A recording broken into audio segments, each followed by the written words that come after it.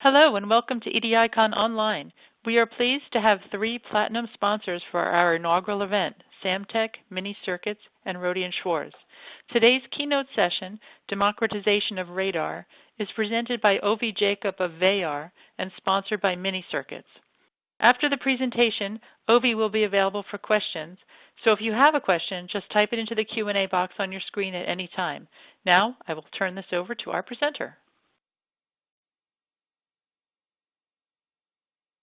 Hi, I'm Ovi Jacob, and welcome to the EDICON keynote on the democratization of radar. We're going to present to you today, through both spoken word and as well multimedia, lots of new information about how radar is being democratized. When I say democratization of radar, what I mean is radar is now, for the first time, in the hands of the whole world. For many, many years, radar was something that was in the world of a research lab, in the world of the military and governments. And now, with great advances that we're going to talk about today, we now have an opportunity to see radar in every single walk of life, whether it's in a retail store, whether it's in an automobile, or whether it's even in a smart home. What I'd like to do today is give a little bit of a walk down memory lane, share some history about radar with you, and in addition to that, have an opportunity to introduce to you guys a brand new evaluation kit from VAR and Mini Circuits. This evaluation kit is operating at the millimeter wave level, gives you full control over the signals, and gives you an opportunity to build your own applications. For the first time, we're taking radar from the signals level to the applications level so that you and your colleagues are able to build all types of new applications using radar. So, let's get started.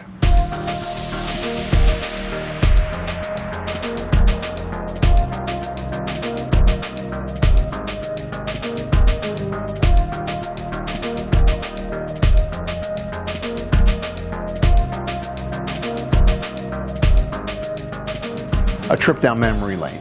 How did we get to where we are today?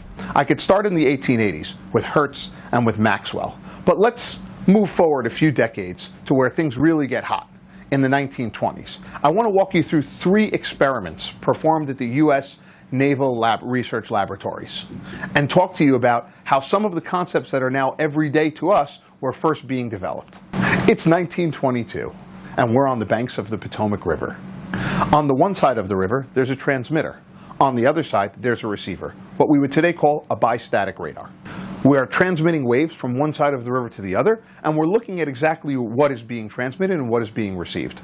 Lo and behold, unannounced, a ship comes passing by. And when that ship enters into the beam of waves, all of a sudden, the waves that are received fluctuate significantly.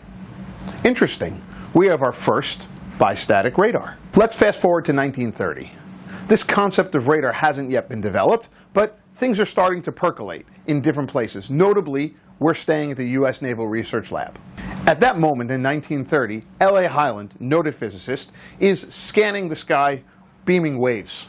All of a sudden, an aircraft passes through, and again, the wave that's received back on his antenna fluctuates significantly. A second monumental experiment in the world of radar development. Following Hyland's experiments, fast forward one more decade, and we're now at the eve of World War II. World War II saw lots and lots of radar proliferation being used in concert for the first time. In 1939, the battleship USS New York actually has a radar installed, and with a single antenna is both receiving and transmitting waves to be able to understand what else is going on at sea. In fact, one of the large-scale radars off the coast of Hawaii, an SCR-270, actually is able to spot Japanese warplanes approaching Pearl Harbor before that fateful attack. Throughout World War II, radar is a major aspect of the battleground, specifically on the Allied side. The country that actually used them to save the most people was Great Britain. In fact, Great Britain set up the chain home. It was a series of large-scale radars that would be able to provide alerts to tell the direction that the German warplanes were coming on and be able to avoid bombs. These large radar towers send pulses into the sky, up to 100 miles in every direction, in order to be able to detect the oncoming of German fighter planes. The outputs from these systems was a blip on a screen, something you might be familiar with from grainy TV footage. While the war raged in Europe, new radar developments were happening in the United States in parallel. In 1940, MIT set up a new radiation laboratory in which they started to develop the very first microwave radars. These radars were based on the cavity magnetron oscillator developed in the University of Birmingham by a group of British physicists who during the war shared this technology with the US team from MIT. The next big development came with the advent of pulse radars. Taylor, Young, and Hyland, names that you're all familiar with, developed these first pulse radars. And now for the first time we're able to determine the height, the range, and the speed of an object with a much greater level of accuracy. By the 1960s, giant, large-scale, electronically steered phased array antennas are all over the sky, tracking airplanes for aviation, and at the very beginnings, starting to understand weather patterns. But the form factor of these radar systems was absolutely enormous. Still, radar was not something that was available to the common person. It was in labs, it was in governments, and certainly in the world of military. With the advent of the digital revolution in the 1970s, things for the first time begin to change. Perhaps the greatest advancement was the ability to do large-scale signal processing and, of course, large-scale data processing.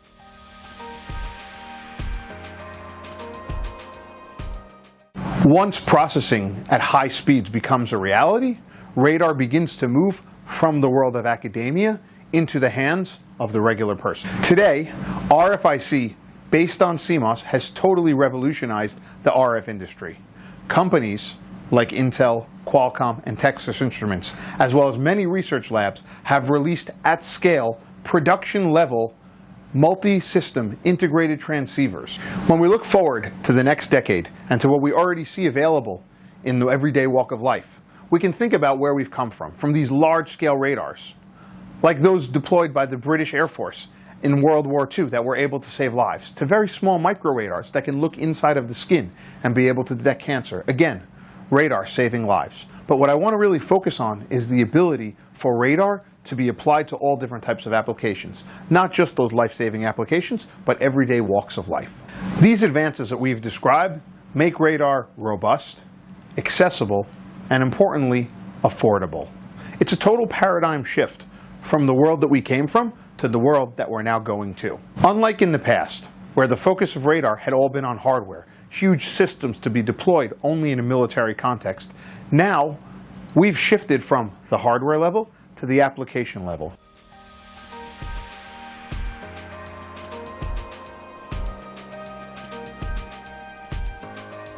The cost of the hardware has gone down, and the ability to perform complex calculations, to create algorithms, to be able to do complex signal processing has all become more available to the everyman. Obviously, this everyman is an engineer, but the possibilities here are really endless. Through these commercialized radars, we open up this technology to a whole new user base, a user base that's able to create new applications on top of that technology.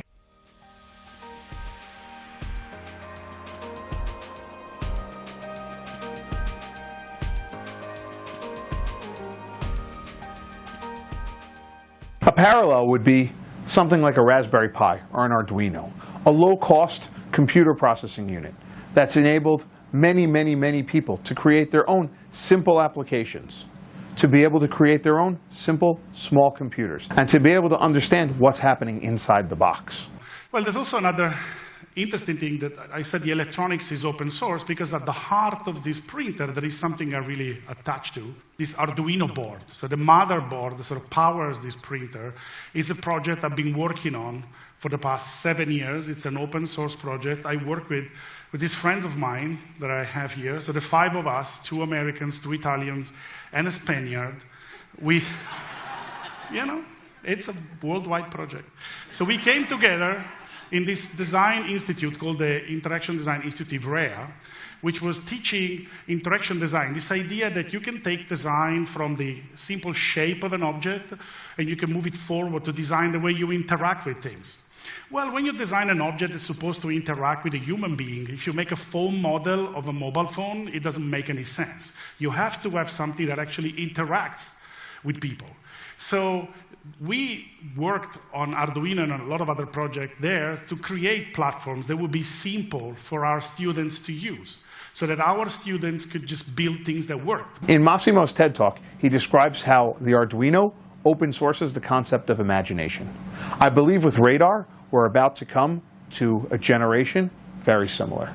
In that spirit, we're excited to introduce to you the VTrig. VTrig is a high-frequency evaluation kit. Let's take a look. All of the activity is powered by Vayar's chip. This is an RF imaging ASIC, approximately 2 by 2 centimeters, which is made out of silicon. You have here in the same system 40 antenna, 20 TX, 20 RX. This transceiver system is able to drive applications that are ultimately endless. You as the user have full control over a frequency range of 59 to 67 gigahertz. You have control over the resolution bandwidth and as well which specific range you want to scan at. In addition to that, we have multiple profiles for the antennas themselves. Whether you want to have a step function that includes all 20 by 20 or you want to have fewer antennas with a different purpose.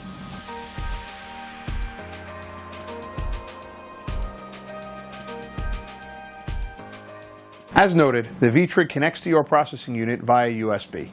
Your outputs will be the raw data, the INQ. You can take this data and build applications on top of it, driving your own algorithms to achieve whatever results you want to have. Let's go to the lab to see the VTrig in action. Welcome to Vayar's RF laboratory.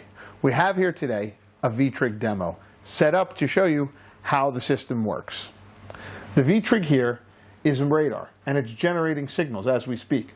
Look at the screen. You see the signals being generated by the multiple antenna pairs. I'm going to wave my hand over the unit, and you'll see the change on the screen. Did you notice how the waves being generated changed? What's happening here is that I've introduced a new reflector, my hand, into the arena. When the radar waves hit my hand, those waves that are received back, similar to those experiments we saw previously, have fluctuated. There's a different wave that's being received, and the signal changes.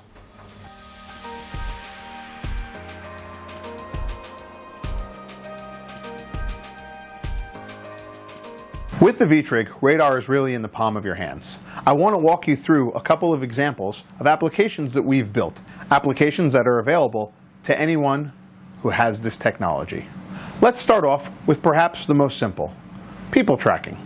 Generally, when you want to track people in a room, whether it's in a home or whether it's in a retail context or anywhere, the way you would track them is you would take a camera, and the camera would see a person, and you'd have some type of complex image recognition software that would be able to determine that is a person, that is a man, that is a woman, a child.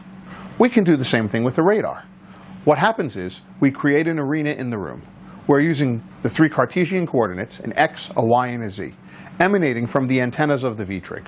We create this arena, and inside of the arena, the VTrig transmits and receives radio waves. Everything in the room that has a reflection will be able to bounce a wave back to the VTrig. The receivers on the VTrig will then collect that information, and at this point, we're able to place an algorithm that you can create on top of those signals, on top of that raw data, to be able to determine what it is that the sensor is seeing. Is it a person? Is it a chair? Is it a dog? Depending on how much resolution you have, you can get better, higher definition images. And when I say images here, I don't mean pictures, I mean radar images. We've been able to create systems whereby those radar images with our algorithms are able to be interpreted as not just object recognition, but actually to do classification, to determine that's a person, he's standing up, he's sitting down. That's a dog, it's running across the room, so on and so forth. Here's another cool application we've built with our VTrig. We're able to create a point cloud of those images. What I want to do now is I want to show you a point cloud that we've applied to an automobile. The sensor then tracks the environment and creates a point cloud of the driver. Take a look at this short video that we've created that shows the VTrig in action.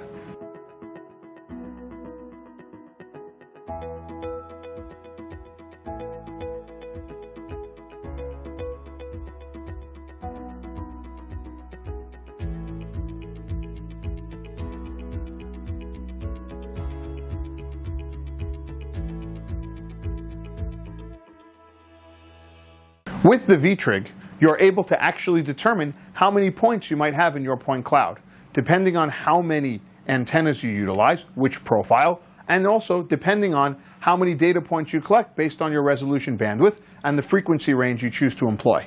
In addition to that, here's another cool application. We can use the same thing to be able to create images in the near field. Here's one example. We're going to now look at the inventory on a shelf.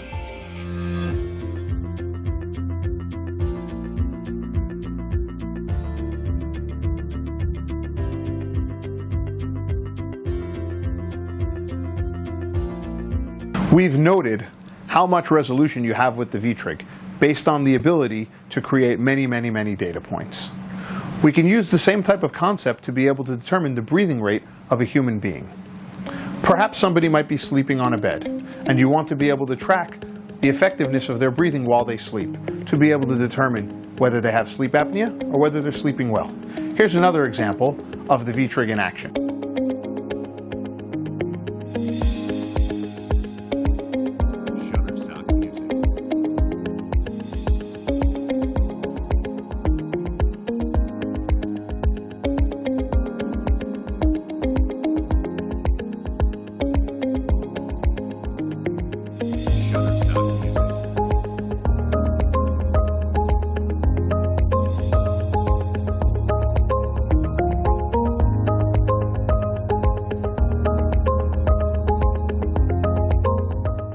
Before I leave you, I want to go back to the automobile, where we're seeing many radar applications come to life.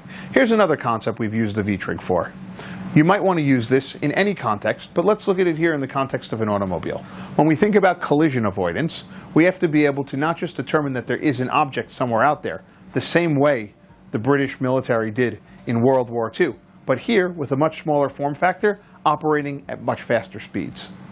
Here, we're able to determine collision avoidance for a car.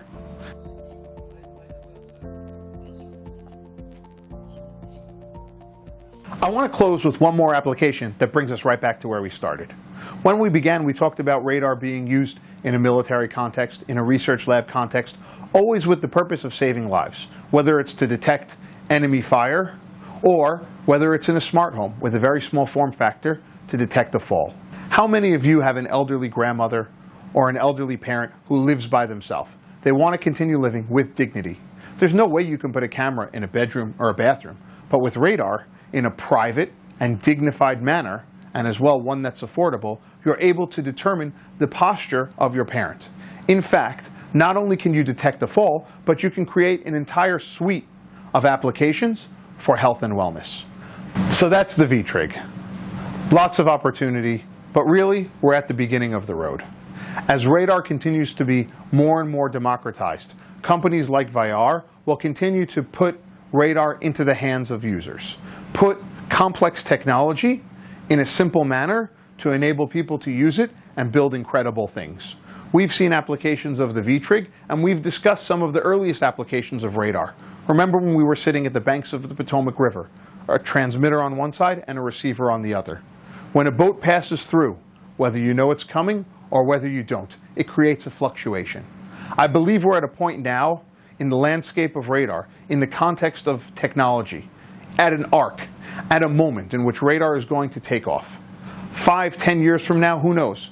You'll see radars in your everyday walks of life. Similar to how you've seen it getting started this past decade, there's only one way to go.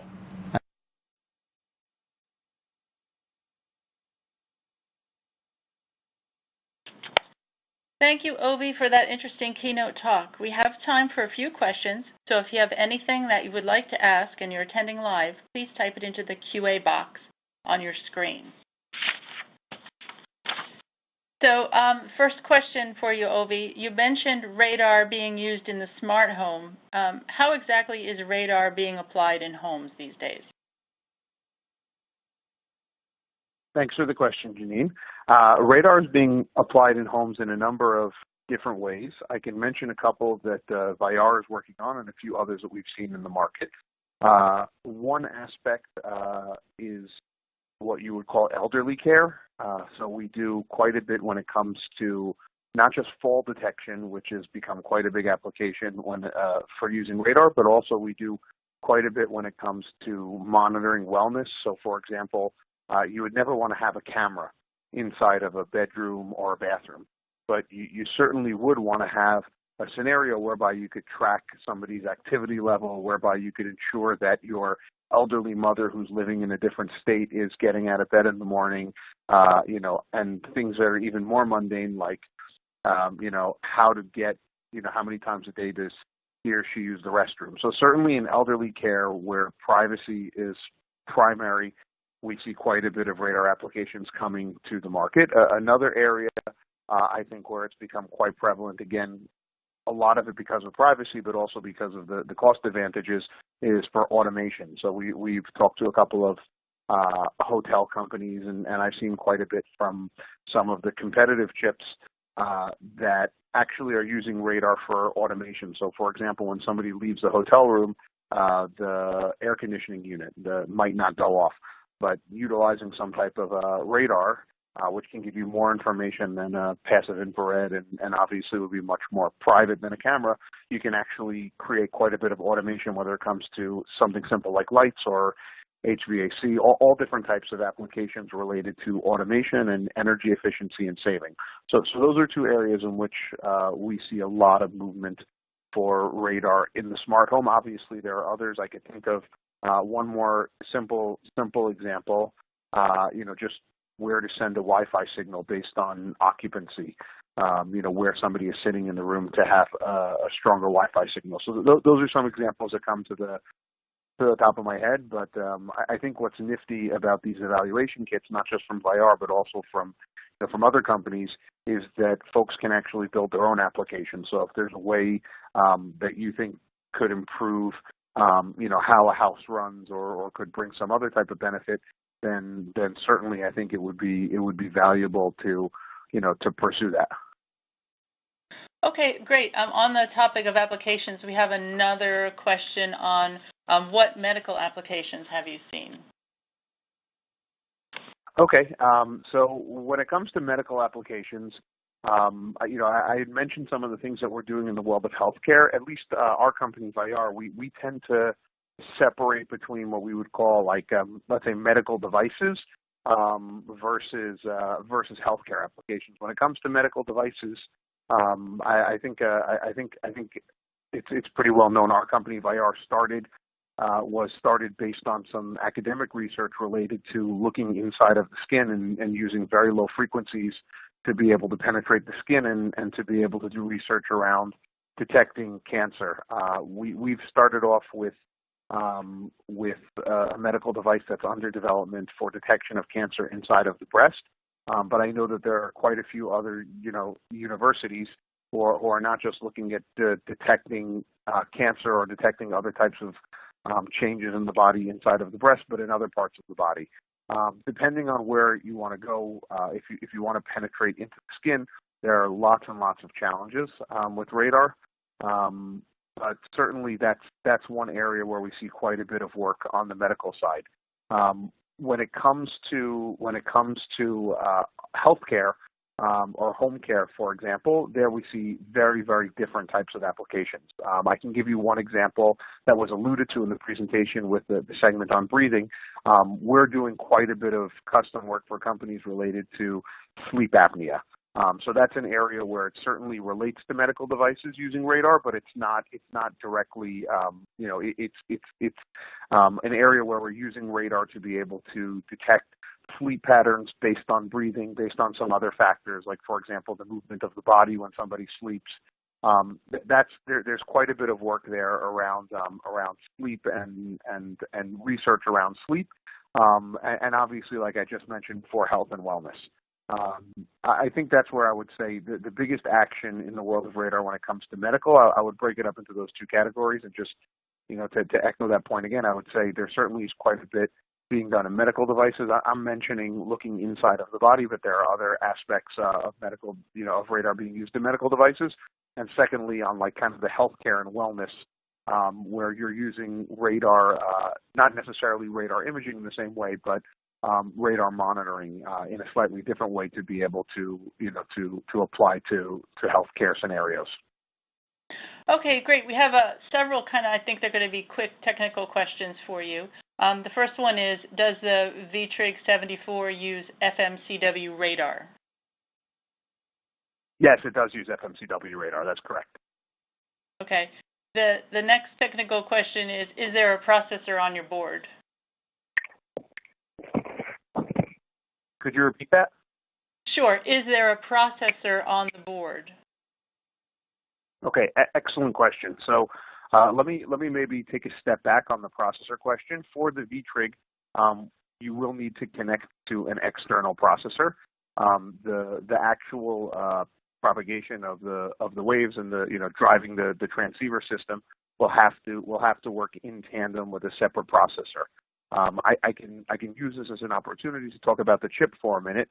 The VTrig is an evaluation kit and gives you a chance to evaluate the millimeter wave system. The chip itself does have DSP on chip at a certain quite a strong DSP on the chip itself. For this version of the VTrig, it's not available for use. I could tell you the history of it. We released this chip a little bit under a year ago to the market, and we first released it from the standpoint of doing millimeter wave applications. In tandem with that, we built the DSP into the chip, and we're just starting to build out an API for the DSP as well. So it's possible that at some point in the future, folks will be able to utilize the DSP on chip for this specific board. But at this point, you still have to use an external processor.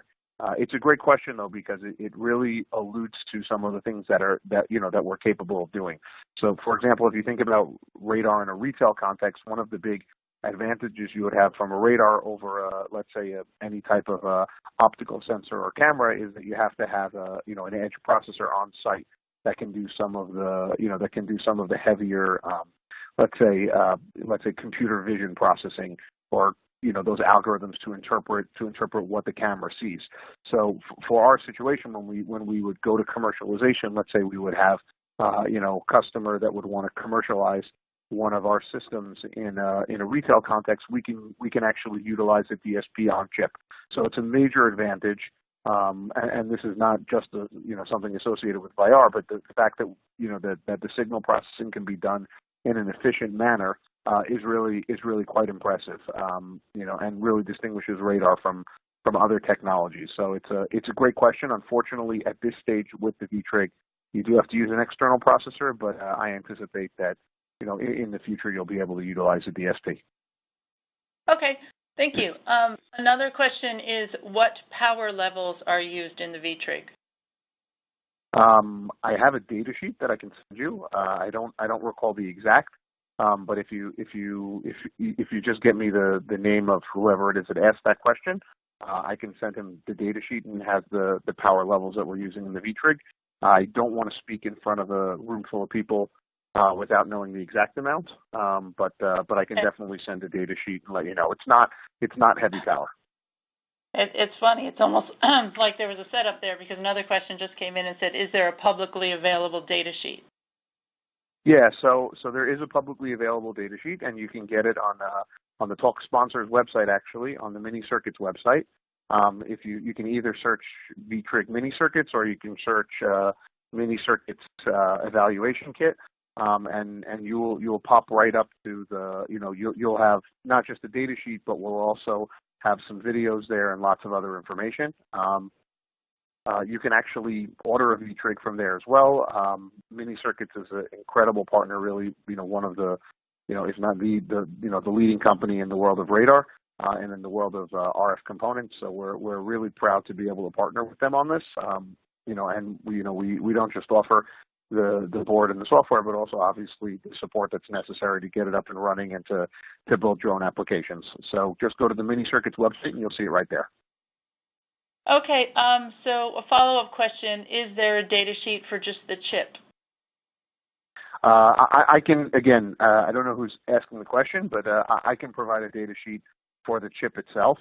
Okay, yeah, I have both a short one, a long one. Whoever it is, just please send them my way, and I'm happy to talk with them about getting a data sheet for the chip. It's if you want just a little more information on the chip, it's a 65 nanometer RFIC. And it has the ability to transmit and receive waves at 3 different frequency bands, both low frequencies, 24 gigahertz, and as well from 57 to 71 gigahertz on the chip level. So it's quite a robust chip, and there's quite a bit to do with it. It has 72 transceivers and is quite a powerful chip. So I'm happy to share more information on the chip as well. Okay, fantastic.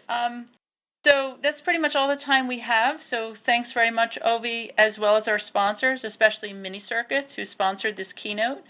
Thank you, everyone, for joining us for this special EDICONonline event. Please stay tuned for the next talk, A 3-Step Process for Radiated Emissions Troubleshooting Success by Ken Wyatt. Thank you. All right, thanks very much. Bye.